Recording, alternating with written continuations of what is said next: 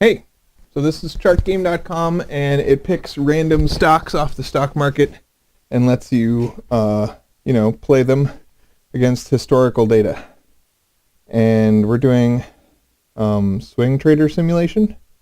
Swing trader means every candle, every one of these little lines is 1 day, and every time you click next bar, it's one more day, right? So you start at day 416 out of 405, so you only get to play for like 90 days. And you have to decide if you think you can make a profit in the next 90 days. So, let me explain what candles are. A green candle means the stock price opened here and closed here. And at some point during the day, it was as low as this, and at some point during the day, it was as high as this, right? So the wick of the candle, the bigger the wick, the more price rejection there was, right? So somebody says, hey, I'll sell you stock for this 52 point whatever, and people said no. And then down here, someone said, hey, I'll buy it as low as this, and people said no. So a candle with a huge wick is a lot of price rejection, a lot of people agreeing that no, it's worth exactly this price. So candles can be useful because stock markets are very bouncy. There are long-term trends.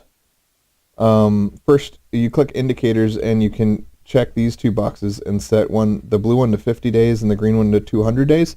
So the SMA2 means the smooth moving average of a 200 period. So basically it takes the closing price of each one of the candles for the last 200 days and adds them together and divides by 200.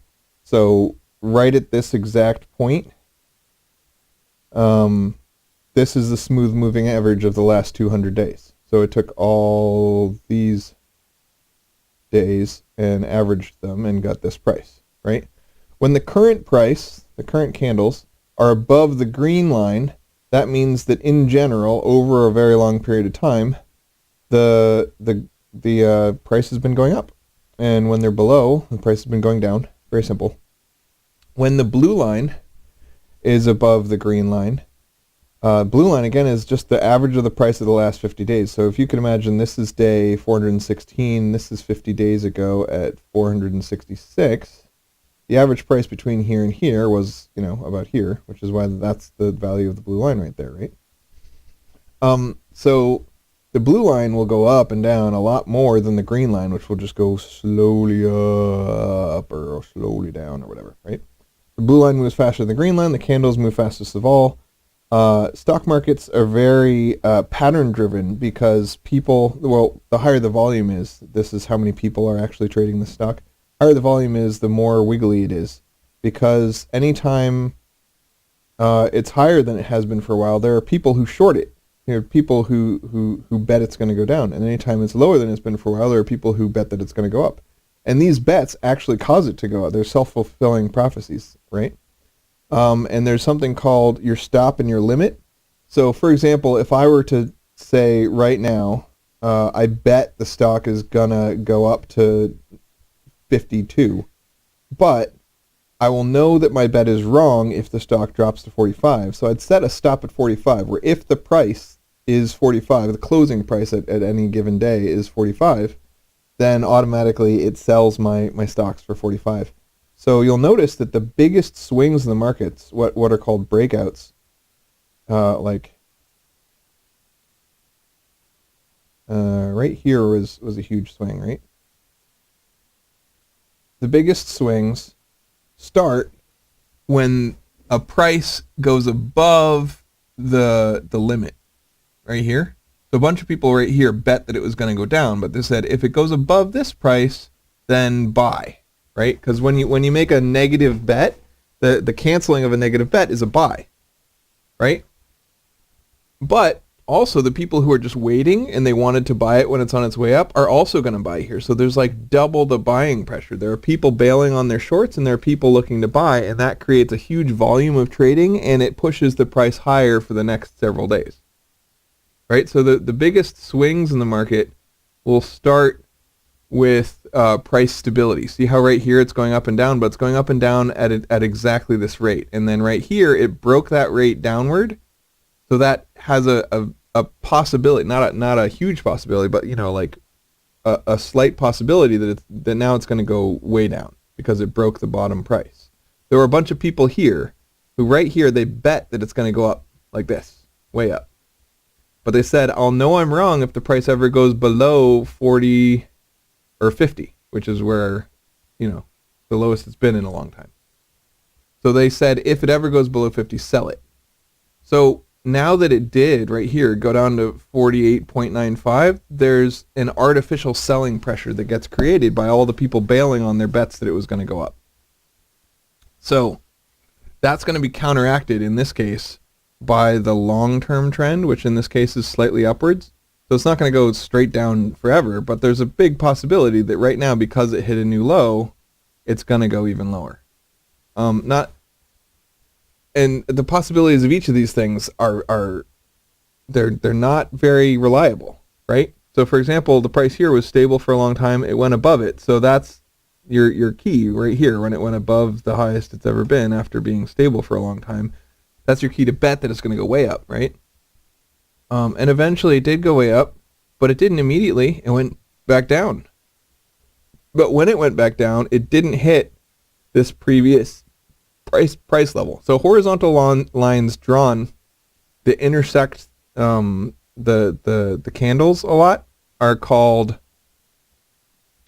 points of resistance, because that's where people set their stops. That's where when people say, if it goes above this line, get me out because I was wrong, right? So you want to, whenever you're making a bet, you want to set your own stop at that point of resistance.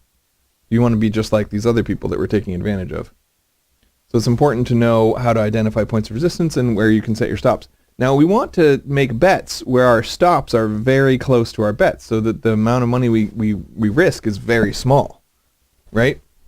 So for example, if you are right here and you bet that it's going to go higher because it just hit an all-time high, then your stop can be right here, the last point that it stabilized at, right?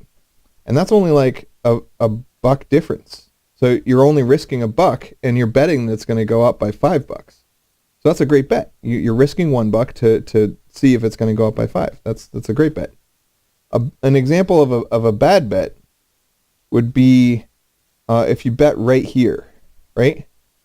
Because the closest point of resistance where you'd know that your bet was wrong is way down here, right? So you'd say if it goes lower than here, I was wrong. But the difference between that is like from 36 all the way down to 33. You're risking $3 to get in at this point. And how high is it really going to climb from this point, right? It's already climbed most of the way that it's going to climb. In reality, it only ended up climbing from 36 up to 38. So it only gained 2, but you risked 3 in order to gain 2. So it's stupid to get in halfway through a climb. So for example, right here during this meteoric rise, anyone who bought right here, they did make money, right? They made money when it went up to here. But the distance between 40 and 44.5 is is it really 40? No, it's 42. Yeah, so between this 42 and this 44.5 was only 2.5. So the amount that they gained, the $2.5 that they gained, is equal to the amount that they risked, because the last point of resistance where the stock market had hit the same price a bunch of times and rejected it was way down here at 37. So they bet at 41 or 41.6, so 42, and they risked down to 47. That's a big risk, right? 37. So that's 4. They risked $4 in order to make $4, and they didn't know they were going to make those $4. So anyway, that's the general theory. So in Chart Game, we're going to skip charts that don't qualify for whatever algorithm we've set up in our mind. In this case, the algorithm I've been going with is look for a chart where the green line has been positive for the entire duration. Okay, so this chart doesn't qualify. We're just going to skip it.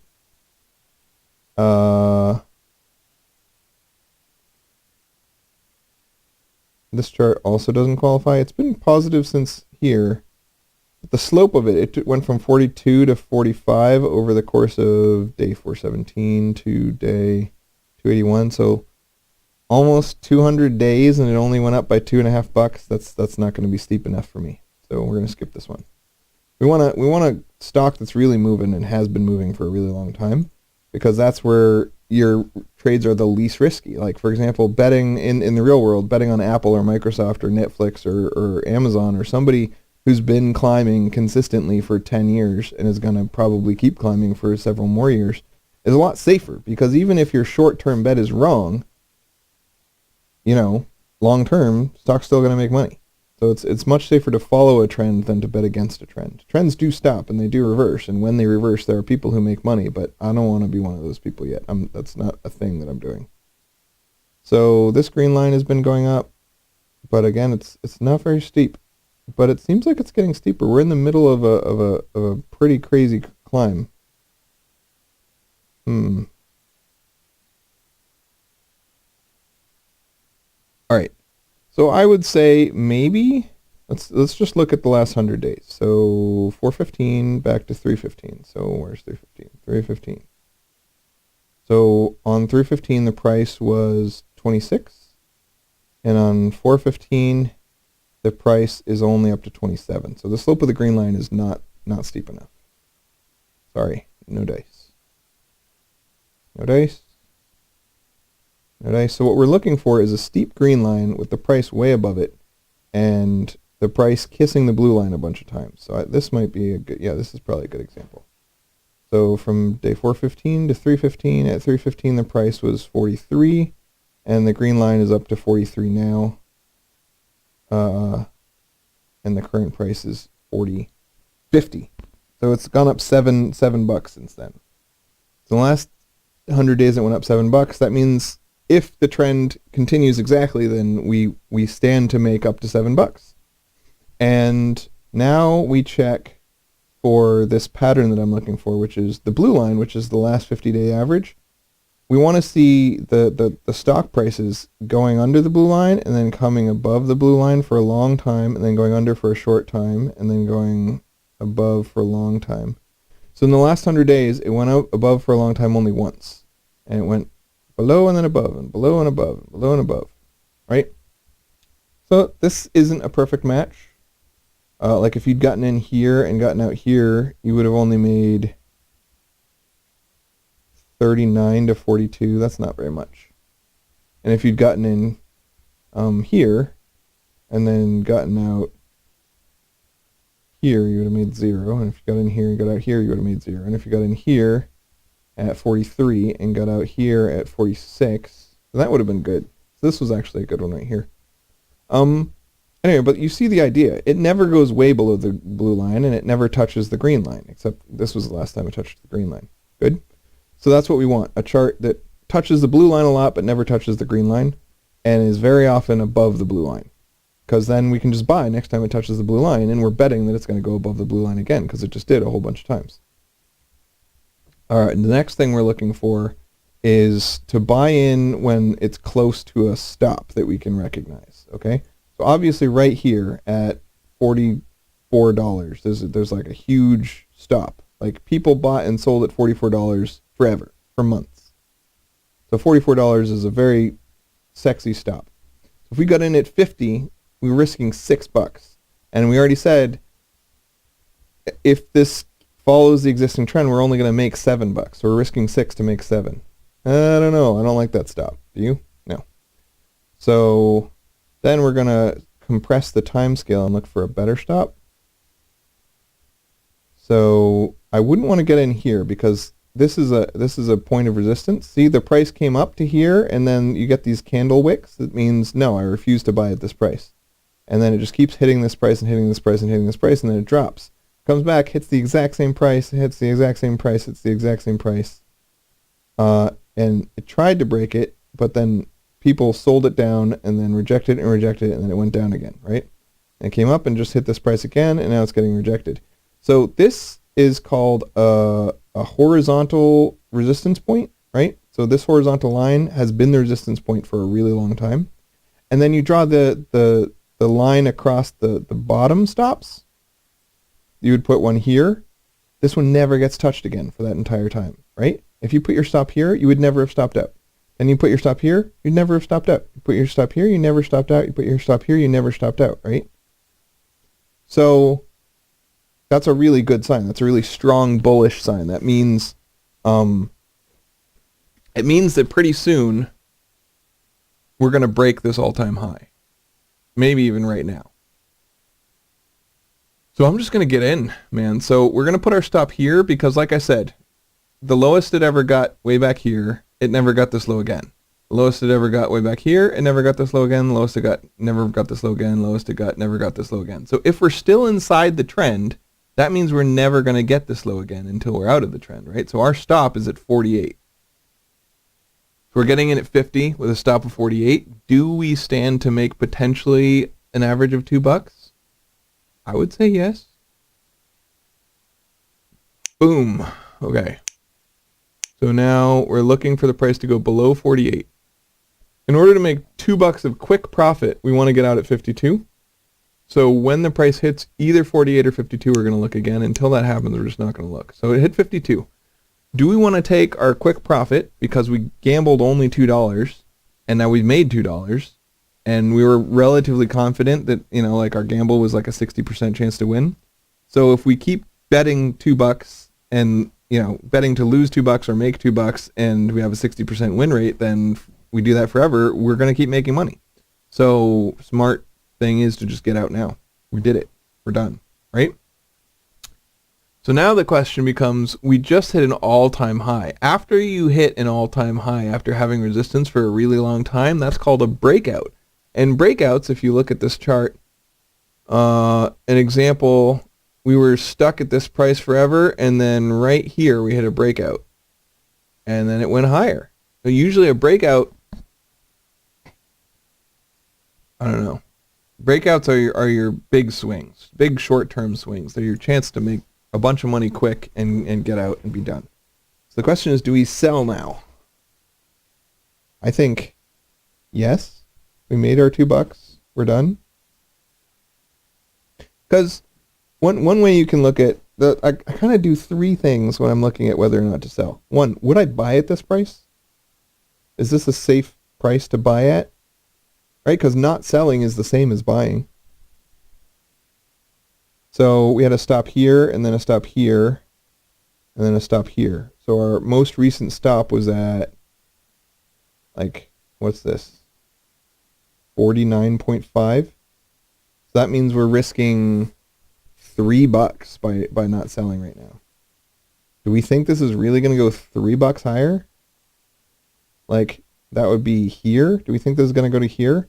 So let's look at the long-term stock price and then draw just a line across all the highs. Like it went to here, and then it went to here, and then it went to here. So this line kind of continues. If this line continues, then the high that we're supposed to reach sometime soon is like 53. So I do think this might go to 53, but that's only up 0.4. So we're basically risking $3 to gain a possible 0.4. So I'm going to sell.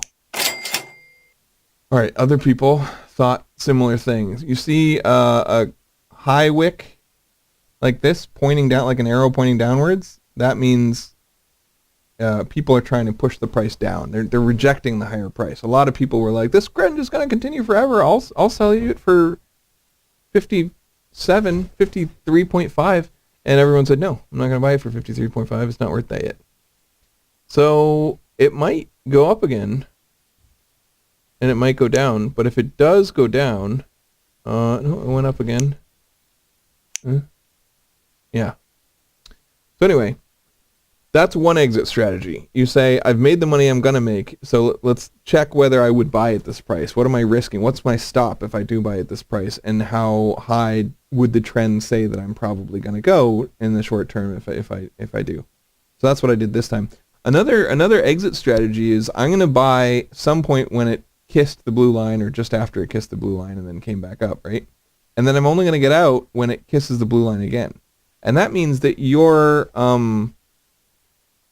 profit percentage per day is going to be equal to the blue line. So if the blue line is a high upward slope, then you can just follow it for as long as it stays above that blue line, and you'll be making the blue line return.